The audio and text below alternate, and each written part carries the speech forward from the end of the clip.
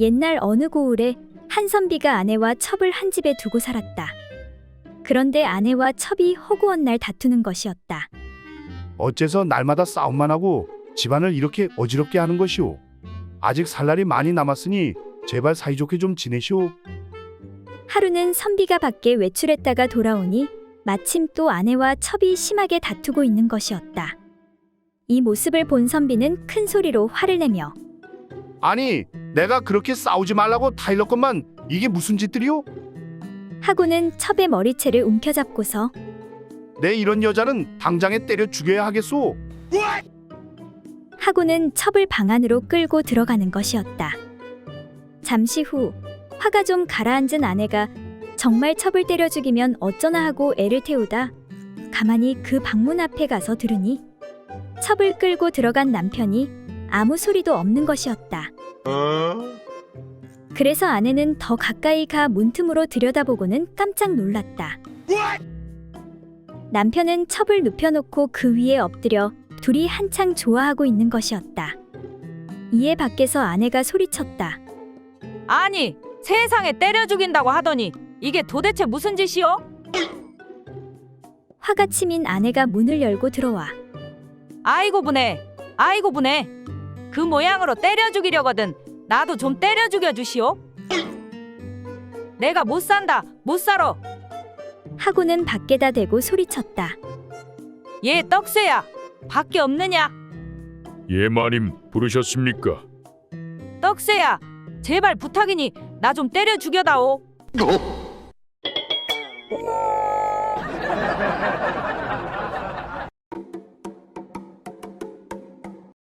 옛날 어느 시골에 금실좋기로 소문난 초시 영감 내외가 살고 있었다.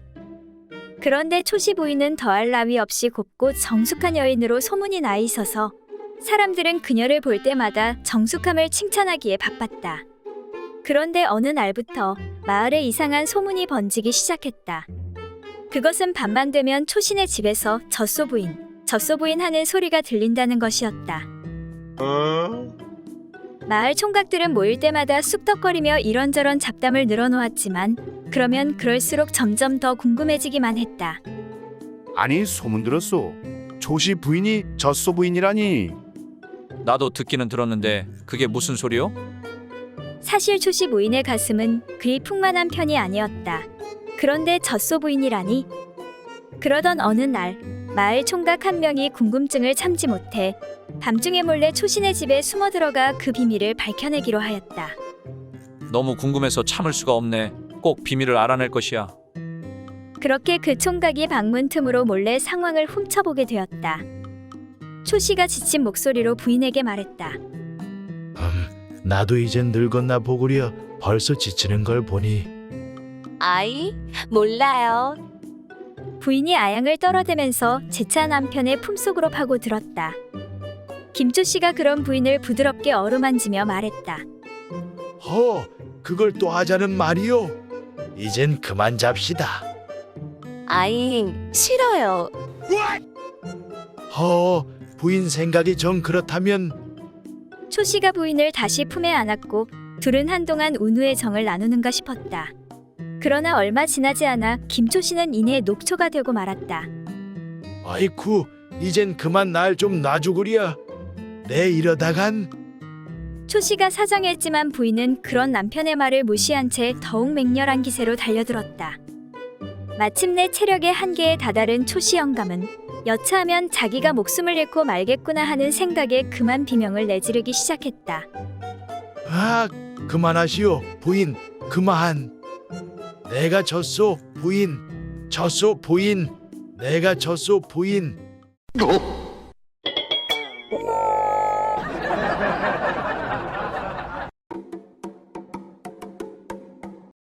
어느 한 노인이 세 아들을 두어 모두 성혼시키고 회갑을 맞이하게 되었다. 많은 음식을 차려놓은 상 앞에 앉은 노인에게 새 며느리가 차례로 나와 잔을 올리며 헌수했다. 먼저 큰 며느리가 잔을 올리면서 말했다. 아버님은 오래오래 사셔서 부디 천왕씨가 되십시오. 이에 시아버지가 그 뜻을 물었다. 얘야, 그게 도대체 무슨 소리냐? 옛날 천왕씨가 1만 8천 세를 살았기 때문에 아버님께서도 그렇게 오래 사시라는 뜻으로 한 말입니다. 그래, 그거 좋다. 다음은 둘째 며느리가 잔을 올리면서 아버님은 지왕씨가 되십시오. 옛날 지왕씨도 1만 8천 세나 사셨다고 합니다. 라고 말하니 시아버지는 역시 매우 흐뭇해했다. 그래, 다들 고맙구나. 이제 마지막으로 막내 며느리가 나와서 잔을 올릴 차례였다. 아버님은 부디 남자의 소중이가 되십시오. 이 말에 시아버지는 화를 내면서 물었다. 혜야, 내 그 무슨 버릇없는 소리냐? 그게 무슨 뜻인고? 이 물음에 막내 며느리는 웃으면서 다음과 같이 설명했다. 아버님, 들어보십시오. 제가 아버님의 막내 아들 소중이를 만지면서 가지고 놀아보니 힘없이 죽어 있다가도 제가 손만 대면 항시 다시 살아납니다. 그러니 그게 바로 장생불사가 아니고 무엇이겠습니까? 그래서 아버님도 소중이처럼 죽었다가도 항상 다시 살아날 수 있게 되시라는 뜻입니다. 시아버지는 막내 며느리의 이 같은 설명을 듣고 매우 감격스러워했다. 혜야, 내 말이 가장 마음에 든다. 내가 죽으면 언제라도 아기 내가 주물러 만져 소중이처럼 살아나게 해다오.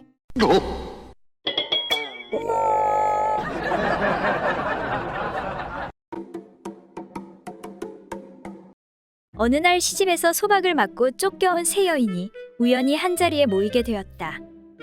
그녀들은 별일도 아닌 것으로 쫓겨났다면서 서로 억울함을 호소하였다. 먼저 한 여인이 이렇게 말했다. 난 정말 아무것도 아닌 일로 쫓겨났다니까. 아니 글쎄 한 번은 시어머니가 한밤중에 자기가 피우던 담뱃대를 털어오라고 하기에 그것을 털려고 바깥으로 나갔지. 그런데 마침 둥그런 돌이 보이기에 그 돌에다 대고 담뱃대를 털었는데 그것이 글쎄 돌멩이가 아니라 달빛에 비친 시아버지의 대머리일 줄 누가 알았겠소. 그래서 그 일로 인해 쫓겨나게 되었다니까. 그러자 다른 여인이 말을 이어받았다.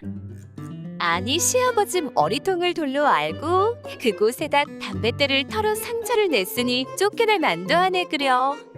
거기에 비한다면 나는 정말로 억울하다니까. 나는 시어머니께서 화로에 불을 담아 오라고 하기에 화로를 들고 나간다는 것이 그만 요강을 잘못 들고 나가서 거기에다 불을 담았다가 쫓겨났거든. 세상에 불이야 또 피우면 그만인 것을 그런 이유로 쫓아낼 건 또 뭐냐고. 난 정말 억울하다니까. 그 말을 들은 마지막 세 번째 여인이 말했다. 요강을 화로로 알고 불을 담았으니 정말로 바보짓을 했구먼 그려. 거기에 비하면 나는 기껏 좋은 일을 하고서도 쫓겨났으니 정말 너무 억울하다니까. 하루는 우리 집 머슴 칠복이가 너무 추워하는 거야. 마님, 너무 춥습니다요. 그래서 불쌍하다는 생각이 들어서 칠복이의 손을 내 가슴에다 가만히 넣어서 살살 녹여준 것 그것뿐이었다니까. 그런데 그것이 화근이 되었지. 좋은 일을 하고도 쫓겨나다니 정말 어이가 없다니까.